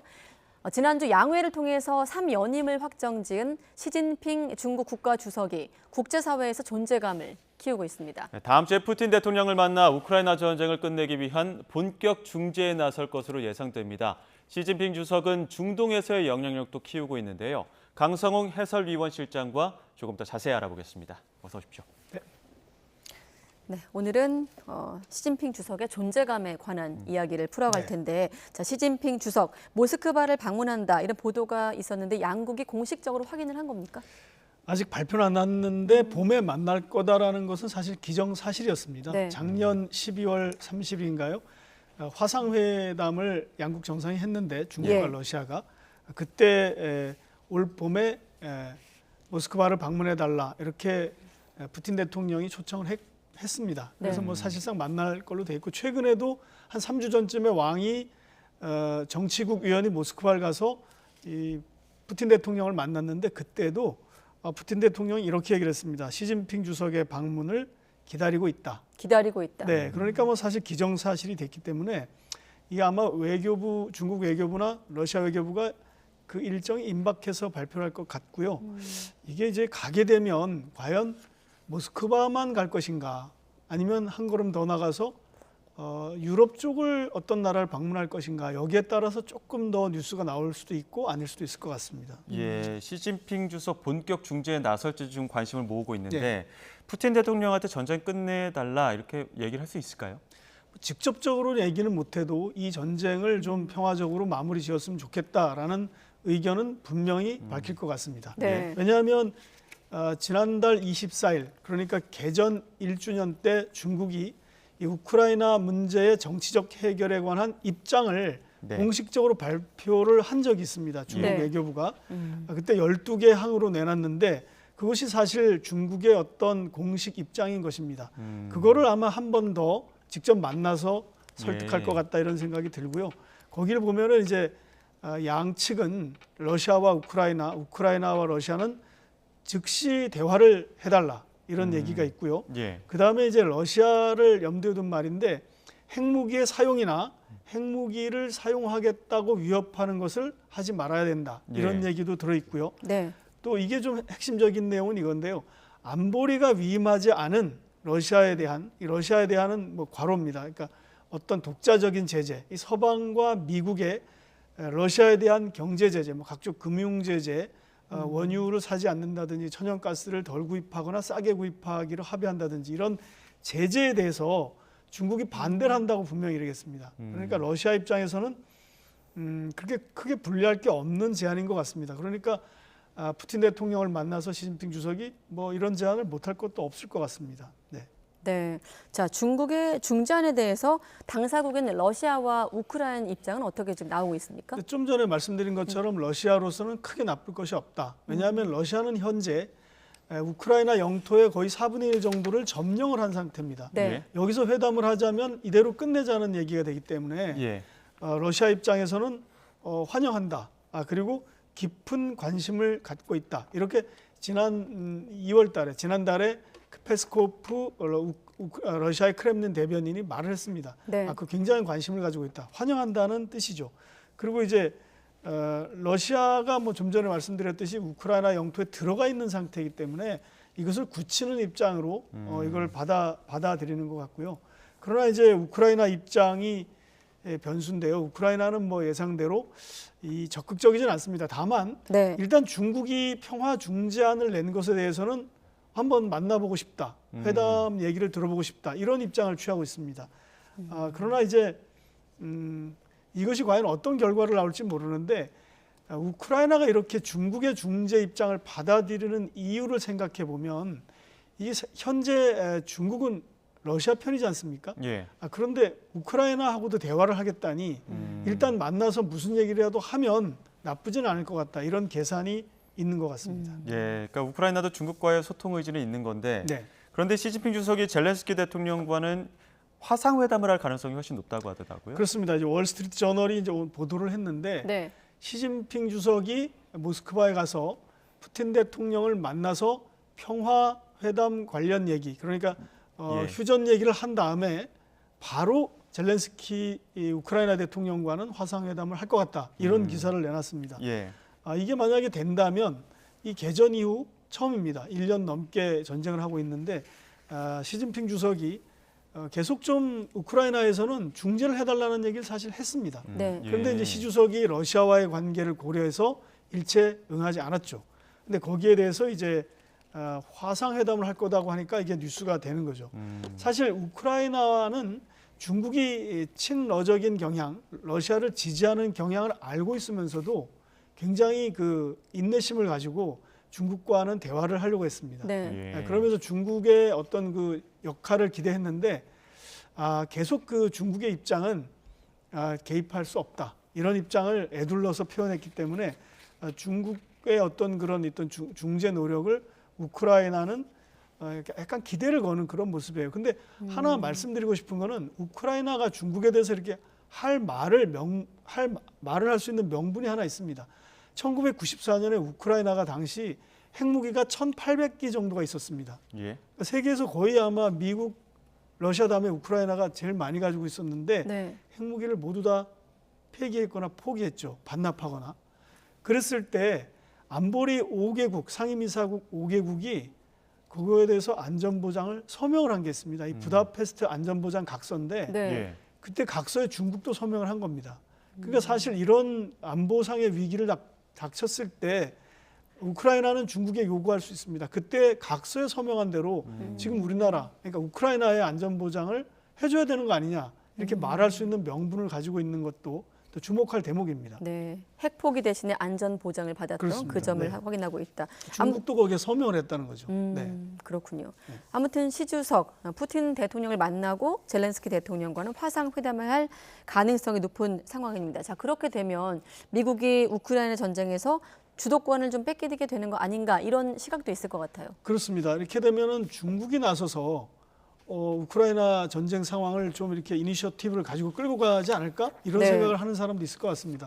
그런데 이제 미국의 반응을 보면 그렇게 생각하진 않은 것 같아요. 왜냐하면 뭐 아다시피 이 미국은 가장 강력한 우크라이나의 무기 지원 국가지 않습니까? 굉장히 많은 돈과 무기를 퍼붓는데 네. 우크라이나가 다른 생각을 갖지는 않을 거다 이렇게 기대를 하는 것 같고요. 그러나 중국의 어떤 이런 협상 노력에 대해서는 어떤 대화를 하는 건 나쁜 것 같지는 않다.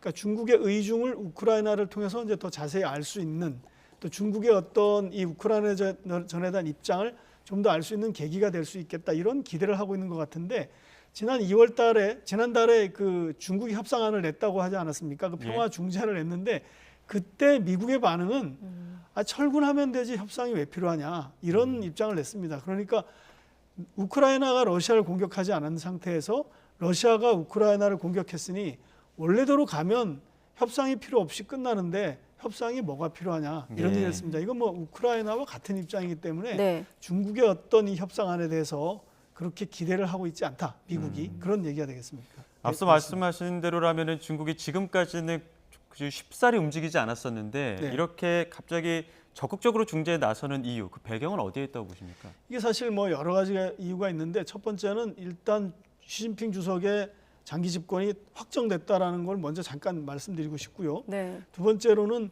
이 미국과 러시아 간의 사실상의 실제적인 어떤 전쟁 상태가 중국에게 굉장히 도움을 준다라는 기대를 갖고 있는 측면도 있습니다. 그런데 이게 장기화되니까 세계 경제가 나빠지는 게 있고요. 그다음에 그 물가가 올라가면 중국도 경제가 굉장히 나빠지기 때문에 시 주석이 어떤 그 목표로 세운 경제 성장을 못할 경우 국내 문제가 될 수 있다는 측면이 하나 있고요. 두 번째는 이 우크라이나 때문에 중국이 겪는 어려움 중에 하나가 유럽과 사이가 나빠지는 겁니다.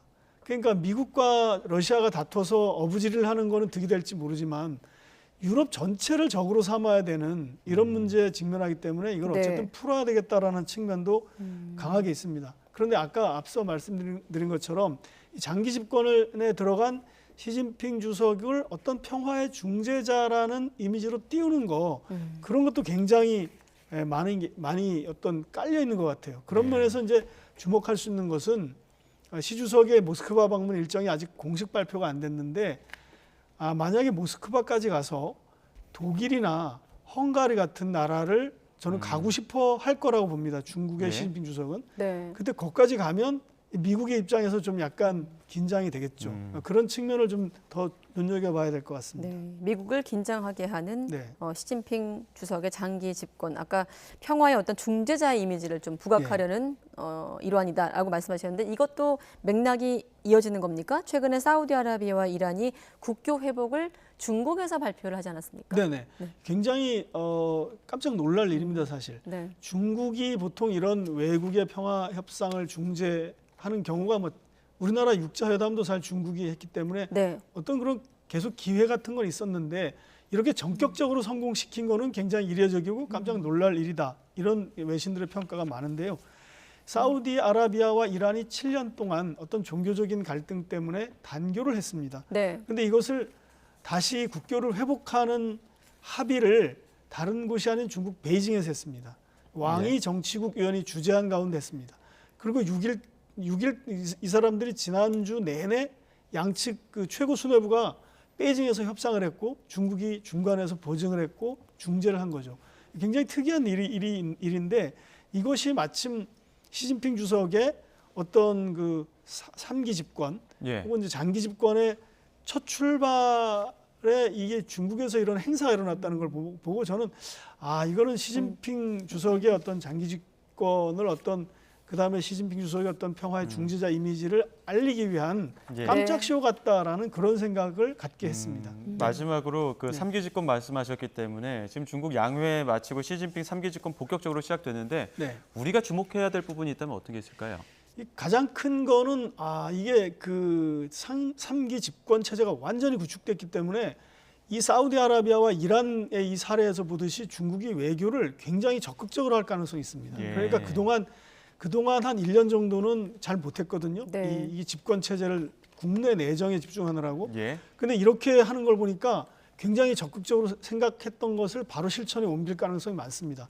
이제 그 명령 체계, 지시 체계가 굉장히 단일화됐기 때문에 굉장히 우리가 생각지 않았던 어떤 외교적인 스텝들이 나올 가능성이 있고 그 중에서 이제 기본적으로 깔려 있는 것은 미국과의 체제 대결을 굉장히 재확인했다라는 거, 재천명했다는 거. 그것이고 그 핵심은 과학기술 대결이 될 것이다. 이렇게 예상해 볼 수가 있습니다. 중국이 당 중앙에 중앙과학기술위원회를 설치한다라고 이제 발표를 했는데 이것은 미국과의 첨단 과학기술 경쟁을 본격적으로 하겠다라는 것으로 이해가 됩니다. 1인 독주 체제에서 예상치 못한 변수까지 앞으로 지켜보겠습니다. 강성웅 해설위원 실장과 시 주석의 존재감을 한번 길게 풀어봤습니다. 고맙습니다.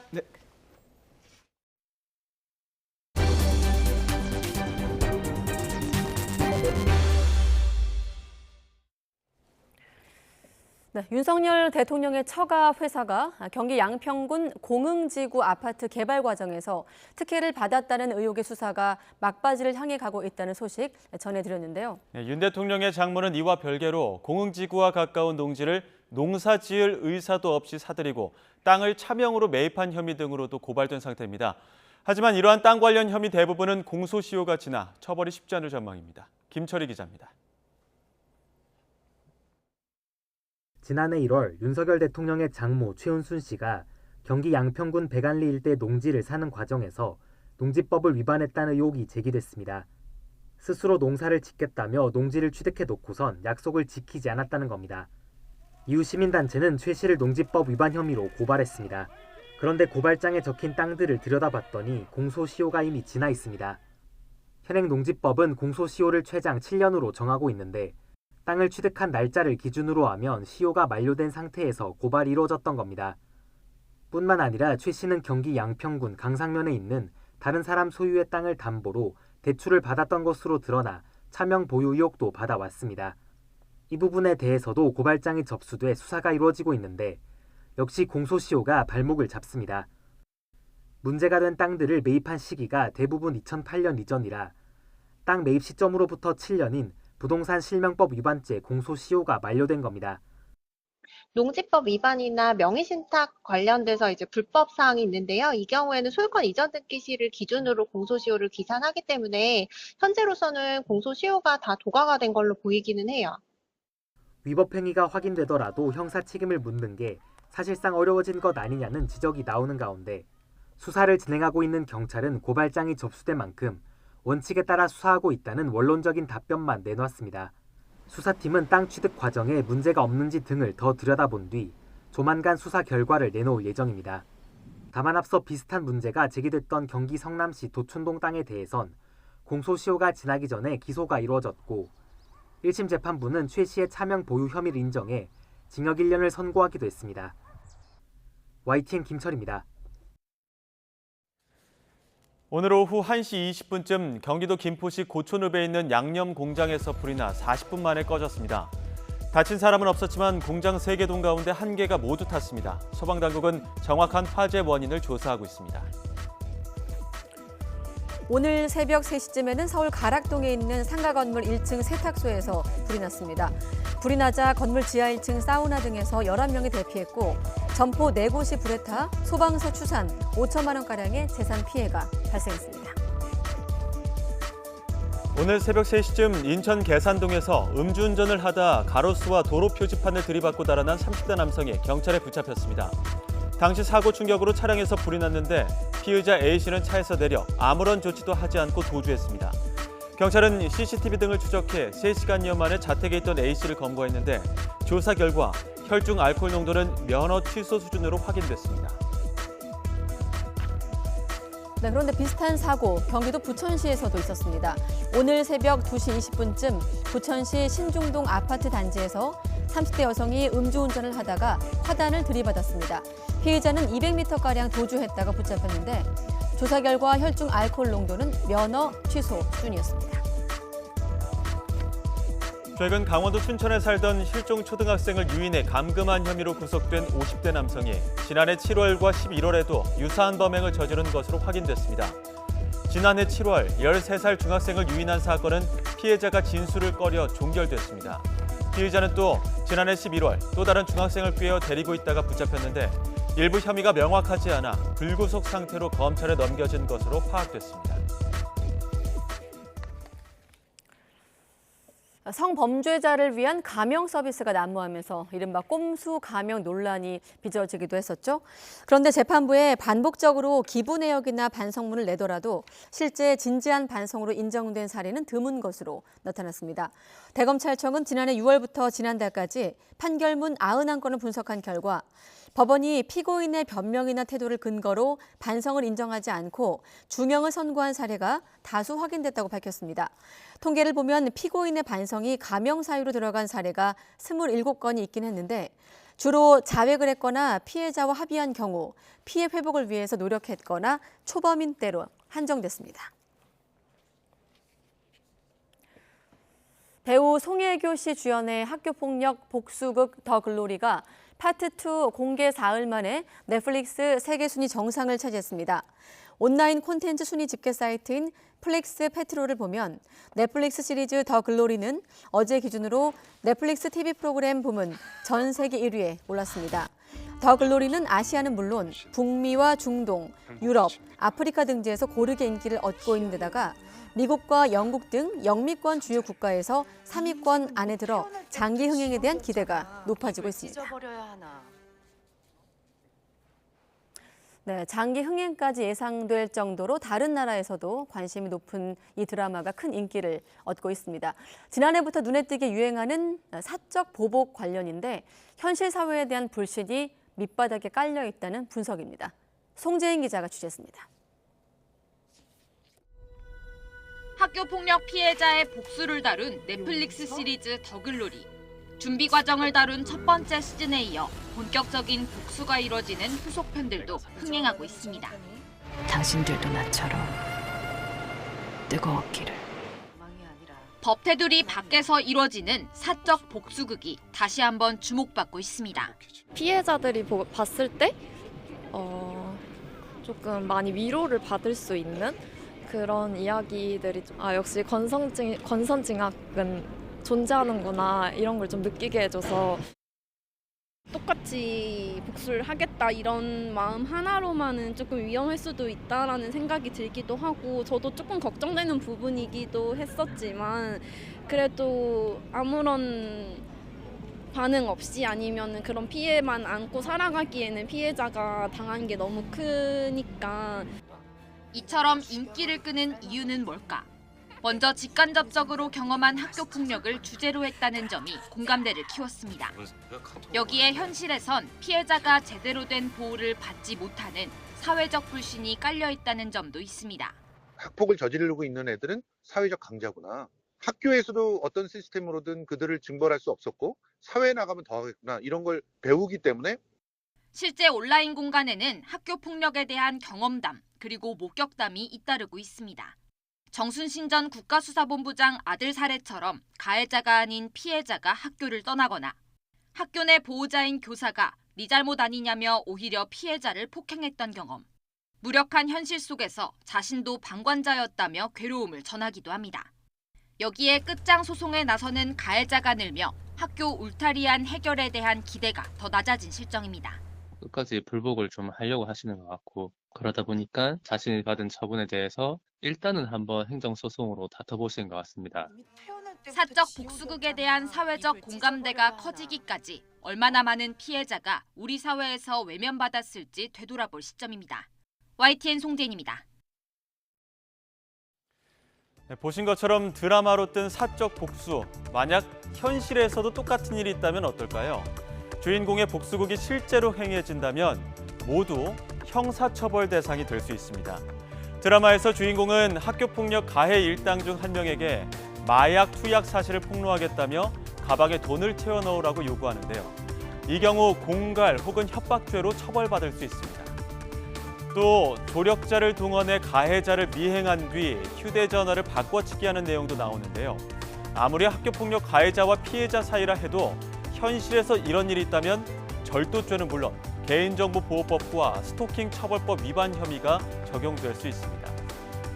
그 외에 여러 복수 장면이 나오지만 더 이상의 스포일러는 하지 않겠습니다. 대신 실제 판결문을 바탕으로 사적 보복에 나섰다가 처벌받은 사례 몇 가지를 소개하겠습니다. 2021년 9월 딸이 같은 반 학생에게 괴롭힘을 당했다는 걸 알게 된 어머니는 학원에 찾아가 수업을 받던 가해 학생에게 더 이상 내 딸에게 말도 거지 말라며 소리쳤는데요. 가해 학생은 이미 학교폭력대책심의위원회에서 가해 내용이 인정된 학폭 가해자였지만 피해자 어머니의 위협에 두려움을 호소했고 결국 피해자 어머니는 아동학대 혐의로 기소돼 벌금 100만 원에 집행유예 1년을 선고받았습니다. 또 지난 2017년엔 학교폭력과 왕따를 당하던 딸 대신 보복을 하겠다며 조직폭력배를 동원해 학교로 찾아간 학부모도 있었는데요.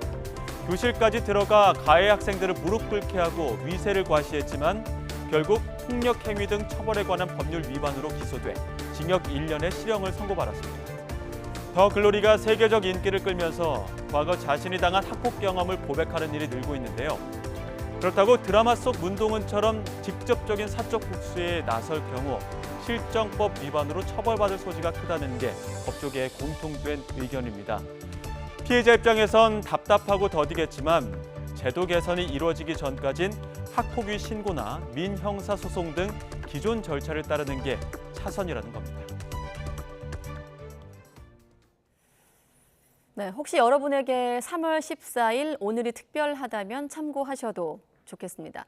남성이 여성에게 보통 사탕을 준다는 화이트데이지만 사탕 대신 이렇게 하얀 떡을 주고받으며 사랑을 확인한다는 백설기 데이이기도 하다네요. 김민성 기자가 소개합니다. 3월 14일을 앞둔 사무실.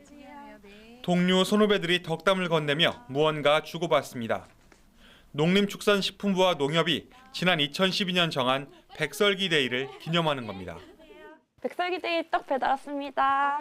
맛있게 드세요. 네. 설기를 네모 반듯하게 한 주먹 잘라 간편하게 나눌 수 있습니다. 다양한 색으로 보기에도 먹기에도 좋아 선물용으로 손색 없습니다. 하얀 설기 말고도 호박이나 흑미 같은 농산품으로 색을 내서 주고받는 재미를 더했습니다. 기존 화이트데이는 일본의 한 상인회가 띄워 정착시킨 말하자면 마케팅 기술이 만들어낸 기념일로 전해집니다. 받은 사랑을 돌려준다는 기념일의 취지는 그대로 살리되 주고받는 물건만 백설기로 바꿨습니다. 우리 쌀로 만든 백설기를 선물함으로써 사랑은 물론 건강도 함께 전하는 3월 14일 백설기 데이 되시기 바랍니다. 백설기 데이가 잘 자리 잡으면 삼겹살 데이나 가래떡 데이처럼 우리 농산물 소비 촉진에도 큰 도움이 될 수 있을 거로 보입니다. YTN 김민성입니다. 네, 버스, 지하철 또 택시 등 대중교통에서 마스크 착용 의무를 해제할지 여부가 내일 결정이 됩니다. 호주와 타이완 등 몇 개의 나라를 제외하고 세계 각국도 마스크 착용 의무를 속속 해제하고 있습니다. 다음 주 월요일부터 해제할 것이 유력합니다. 김평정 기자의 보도입니다. 실내 마스크 착용 의무는 지난 1월 30일 1단계 해제됐습니다. 사무실과 학교, 식당 등 대부분 시설에서 마스크를 벗게 됐지만 의료기관과 약국, 대중교통은 착용 의무가 남았습니다. 이 가운데 대중교통에서는 마스크 착용이 선택사항이 될 것으로 보입니다. 중앙재난안전대책본부 회의에서 결정될 예정인데 그간 결정된 사안을 다음 주 월요일부터 시행하는 관례를 고려하면 오는 20일부터 적용될 가능성이 큽니다. 정부의 방역 정책을 자문하는 전문가위원회도 해제해도 된다는 데 의견이 모였습니다. 의무를 해제하고 권고로 돌리는 방안에 대해서 감염병 위기대응 자문위원회에 자문을 했었고 대부분의 위원들이 찬성한다는 의견을 보인 바가 있습니다. 주요국 사례를 봐도 의료시설에서 마스크 착용 의무를 유지하는 18개 국가 가운데 3분의 2인 12개 나라가 대중교통에서는 의무를 해제했습니다. 대중교통은 버스와 지하철, 택시는 물론 전세버스와 여객선, 항공기도 포함됩니다. 대중교통에서 마스크를 벗게 되면 의료기관과 약국, 입소형 감염 취약시설 등에만 실내 마스크 착용 의무가 남게 됩니다. 확진자의 7일 격리 의무는 세계보건기구가 코로나19 비상사태 해제를 선언할 때까지 유지될 전망입니다. 확진자의 7일 격리 의무까지 완화되면 코로나19도 독감처럼 관리하게 됩니다. 정부는 이후엔 고위험군을 중심으로 한 연간 단위의 예방접종과 치료제 처방 확대로 코로나19에 대응할 계획입니다. YTN 김평정입니다. 손흥민이 벌리전 원더골 이후 3년 만에 런던 풋볼 어워즈 올해의 골을 수상했습니다. 손흥민은 해트트릭을 기록했던 지난해 9월 프리미어리그 8라운드 레스터시티와의 홈경기에서 왼발 가마찬 두 번째 골로 수상의 영예를 안았습니다. 시상식 현장에는 참석하지 않은 손흥민은 구단 소셜미디어로 투표해 주신 모든 분께 감사하고 상을 받게 돼 영광이라는 소감을 밝혔습니다. 여자 프로농구 최강팀 우리은행이 4강 플레이오프 관문을 손쉽게 통과하고 2년 연속 챔피언 결정전 무대를 밟게 됐습니다. 국가대표 라인업이 건재한 데다 후보 선수까지 활약하면서 전력에 빈틈이 없다는 평가입니다. 허재원 기자입니다. 경기 초반부터 우리은행 후보 선수 고아라가 눈부신 활약을 펼칩니다. 골밑과 외곽을 가리지 않는 득점은 물론 감각적인 패스로 동료의 득점까지 만들어냅니다. 정규리그 내내 후보 선수로 출전하며 경기당 평균 5.7득점을 기록했던 고아라. 베테랑의 풍부한 경험을 눈여겨본 위성우 감독이 플레이오프 들어 주전으로 기용하고 있는데 감독의 기대를 뛰어넘는 활약을 펼쳤습니다. 농구를 더 이상 못할 수도 있는 상황에 놓였었는데 다행히도 이렇게 우리은행이라는 좋은 팀에서 제 손을 잡아주셔서 이렇게 또 플레이오프라는 무대에도 경험하게 되고 또 이렇게 챔프전에 갈 수 있는 좋은 기회를 얻은 것 같아요. 우리은행은 4강 플레이오프 2경기를 모두 두 자릿수 득점차 승리로 장식하며 손쉽게 챔피언 결정전 진출을 확정했습니다. 정규리그 MVP 김단비를 필두로 박혜진과 박지연, 김정은까지 국가대표 선수들이 빈틈없는 막강 전력을 구축하고 있습니다. 닷새의 휴식까지 주어져 더욱 유리한 입장입니다. 5일 동안 시간이 있어서 조금 체력을 비축할 시간이 좀 있는데요. 짧게는 3번, 길게는 5번 해야 되기 때문에 아무래도 체력을 어떻게 관리하느냐가 가장 중요하다고 생각하기 때문에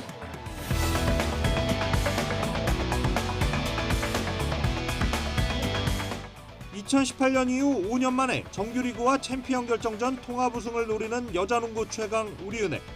통산 10번째 통합 우승을 향해 거침없이 전진하고 있습니다.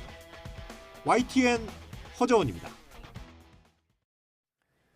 프로탁구 내셔널리그에서 서울시청이 부천시청을 누르고 선두 굳히기에 들어갔습니다. 서울시청은 중국식 펜홀더 김민우가 2승을 따내며 3대1로 승리해 2위 부천시청과 승점차를 4점으로 벌렸습니다. 여자부 파주시청은 화성시청을 제압했습니다. 내일도 예년보다 따뜻한 날씨가 이어지면서 봄 기운을 느끼기 좋겠습니다. 내일 서울 아침 기온은 7도로 오늘보다 4도가량 높아 크게 쌀쌀하지 않겠고요. 한낮 기온은 12도로 예년 기온을 다소 웃돌면서 따뜻하게 느껴지겠습니다. 내일은 전국 하늘에 구름 많은 가운데 오전부터 오후 사이 경기 북동부와 영서 중북부에는 5mm 미만의 비가, 그 밖에 중서부와 경남 남해안에는 약하게 빗방울이 떨어지겠습니다. 하지만 양이 워낙 적어서 대기의 건조함을 해소해주지는 못하겠는데요. 서울 등 내륙 곳곳에 건조특보가 이어지는 가운데 전국적으로 바람도 강하게 불겠습니다. 이런 날씨에는 산불이 발생할 위험성이 큰 만큼 불씨 관리 철저히 해주시기 바랍니다. 내일 아침 기온은 오늘보다 3에서 6도가량 높게 출발하겠습니다. 내일 서울 아침 기온 7도, 대전과 대구 6도, 광주는 8도가 예상됩니다. 한낮에는 예년 기온을 2에서 8도가량 웃돌면서 따뜻하겠습니다. 내일 낮 기온 서울 12도, 대전 18도, 대구 22도, 광주는 21도가 예상됩니다. 모레는 기온이 일시적으로 낮아지겠지만 주 후반에는 날이 다시 따뜻해지겠고요. 남해안과 제주도를 중심으로 봄비가 내릴 전망입니다. 지금까지 날씨 정보였습니다. 네, 가장 빠른 종합 뉴스, 뉴스큐 마치겠습니다. 이어서 이브닝 뉴스가 방송됩니다. 시청해주신 여러분 고맙습니다.